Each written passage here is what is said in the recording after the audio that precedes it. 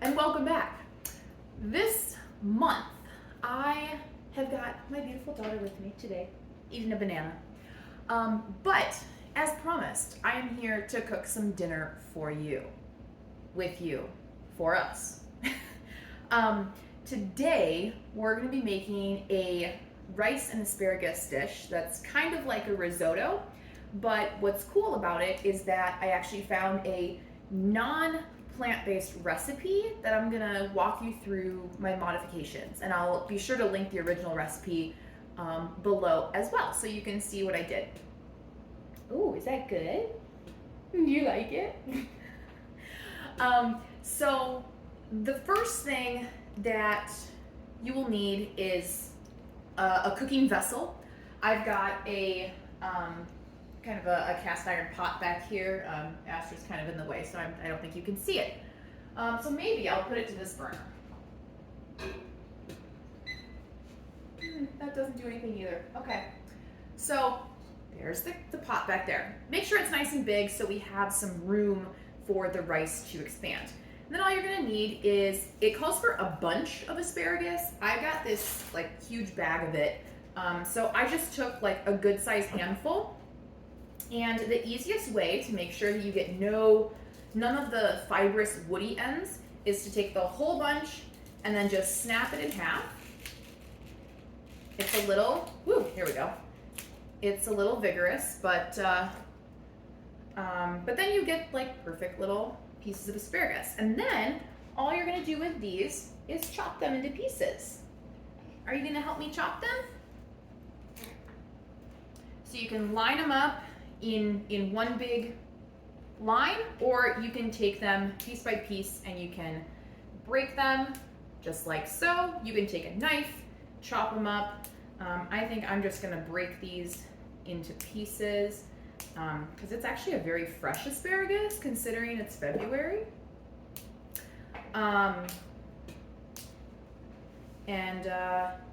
Asparagus is more of a spring vegetable.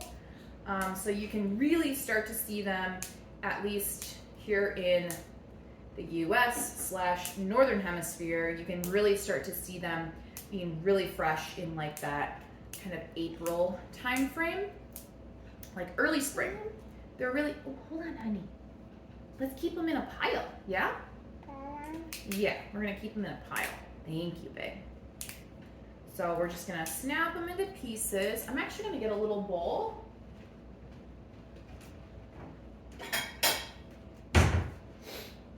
I'm gonna be known for leaving the camera for extended periods of time on this channel because that's just what I do. I forget things. Oh my gosh, thank you so much. Where's the rest of it? Is that all of it? Oh, I see some on your stool. Yeah, you're standing on a couple pieces, aren't you? So this is a perfect opportunity to get your kids involved. She's not super interested right now, but that's okay. This. Oh, you want a piece? Here, you can play with those. No, those. Okay. You want all of them? Oh my gosh, look at all that. And then always have a snack on hand, so you can finish that banana too. All right, so those are prepared. Next thing we're gonna do is I'm gonna take your chopping board. Okay. Next thing we're gonna do is we're gonna heat up the pot. If you do have cast iron, you wanna give it about 3 minutes to pre-warm and get ready. Which is perfect because then I have time to chop my onion. So what I'm gonna do here is I'm just taking half of an onion that is starting to dry out. And then I'm just gonna cut it nice and fine into a nice dice. Wow, that's a big handful. Yeah, that's a big handful. So you want, again, the recipe calls for a whole onion, but I have this one ready and I want to use it up. So I'm just using what I have. So chop it up nice and fine. Beautiful thing about onions and garlic is that their nutritional compounds actually get enhanced if you let them sit. So we've cut this and now we're just gonna let it sit. Putting the knife far out of reach for little fingers.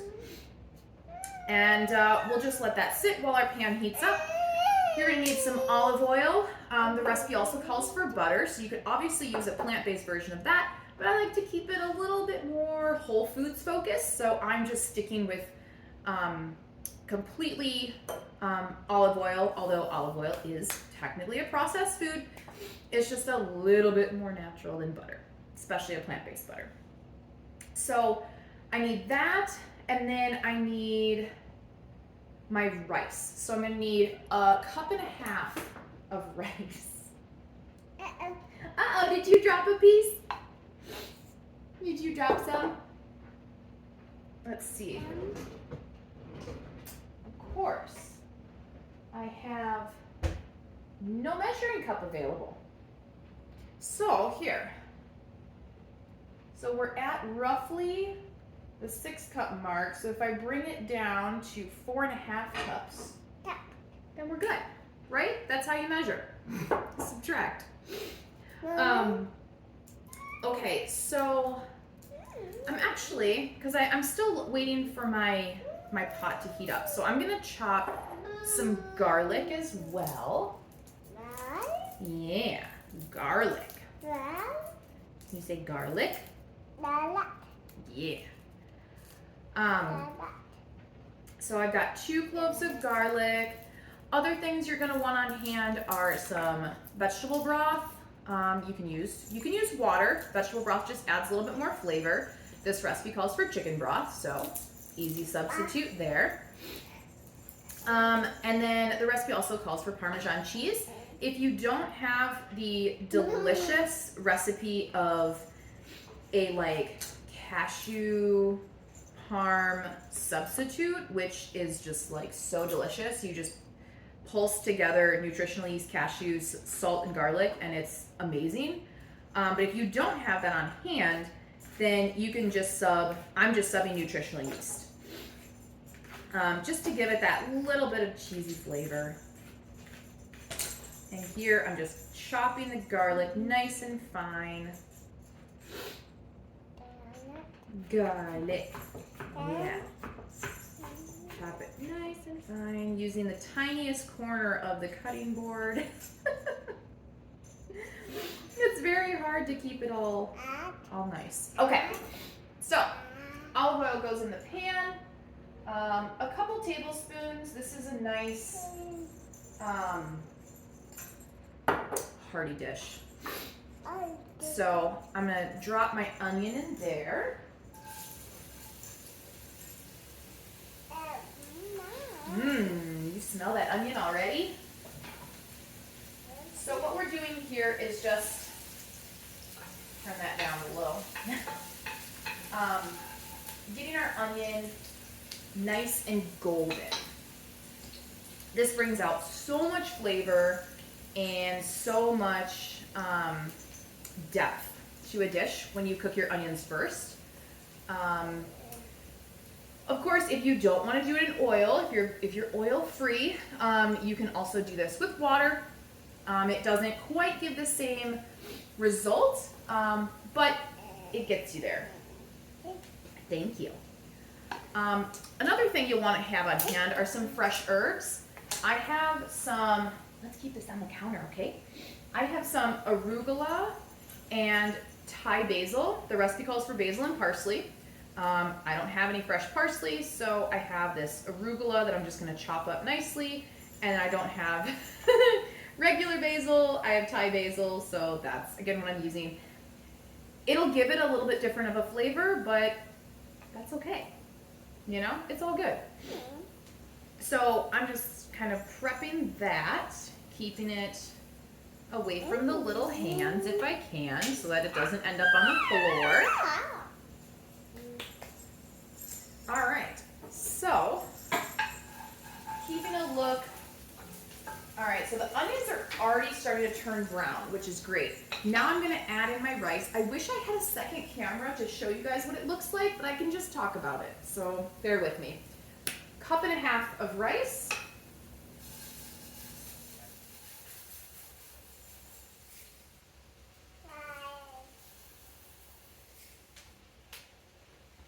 I'm using a basmati rice, but any type of long grain rice will work.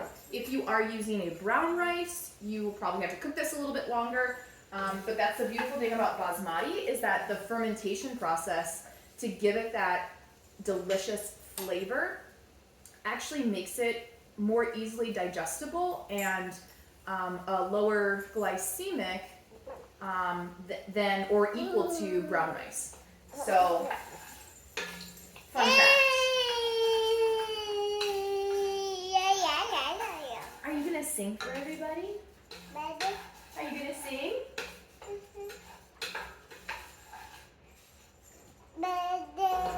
So now all I'm doing is just toasting off the rice. This is adding another depth of flavor.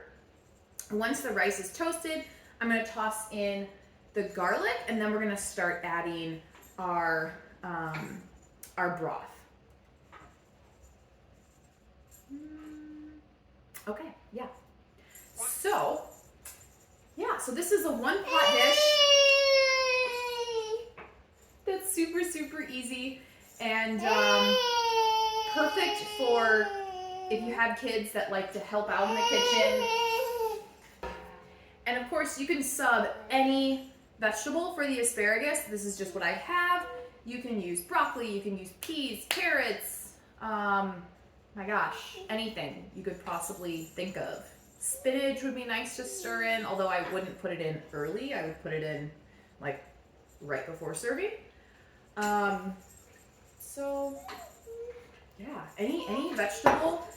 This is actually a really good way to introduce a new vegetable. She's actually never had asparagus before, but loves rice. So we're making it nice and creamy and delicious, and then just we have little speckles of asparagus in there. Yum, yum, that's right. So while the rice is cooking, I'm just gonna chop up the herbs here. And of course, as soon as I turned off the camera and started chopping, this one wanted to help me chop. So we're chopping up the arugula and the basil. And just chop it up nice and fine so you don't get too many big chunks, especially if you have,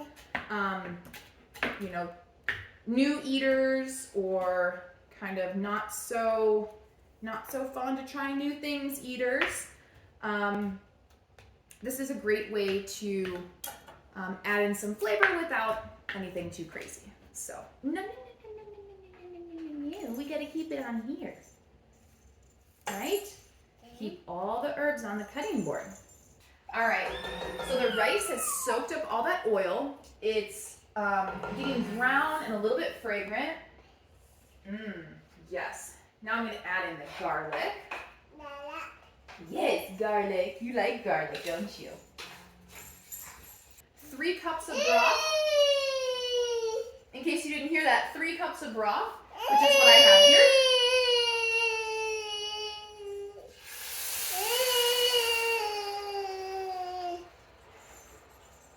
Then we're gonna let this come up to a simmer and cover it. And then we're gonna let it simmer for about 10 minutes until it's really starting to soak up all that liquid.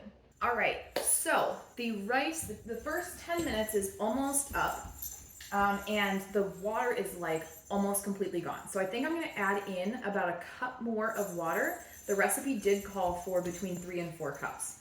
And because I eyeballed the measurements, I probably was a little heavy on that. So what I'm gonna do after this first round is up, is that blue? Thank you so much. Thank you. Is I'm gonna put the asparagus in, add another cup of water and let it cook for another 10 minutes. That'll soften the asparagus and all that. I'm also gonna toss in the herbs at this time because I want them to melt. I don't want them to be super herby and like boom, herbs. So, I'm gonna go ahead and do that right now.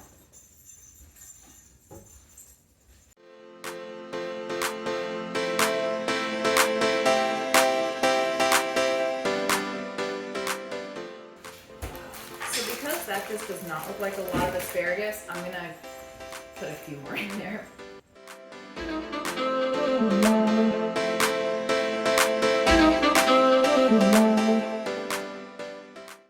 All right, so stir that in. Add another cup of water. And then add all of our chopped herbs. A little sprinkle of pepper just for good measure. Give that a stir.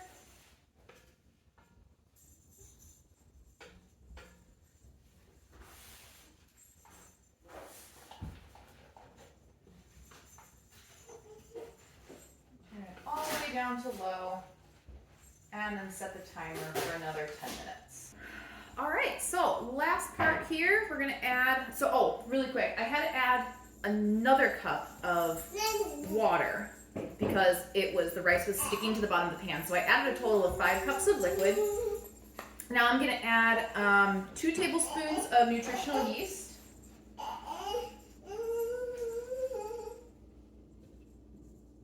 And I'm gonna do a half a cup of oat milk. So use a full fat oat milk here again, helps to get it nice and creamy. You wanna come up and see it? Ugh. So then we just give this a nice stir. And I'm actually gonna turn the heat off because it's cast iron, so it'll retain the heat.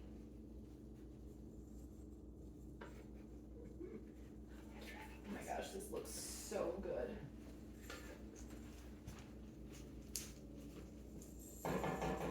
All right, and that's it. Dinner's ready. And of course, I'll take a picture of it and share it right here.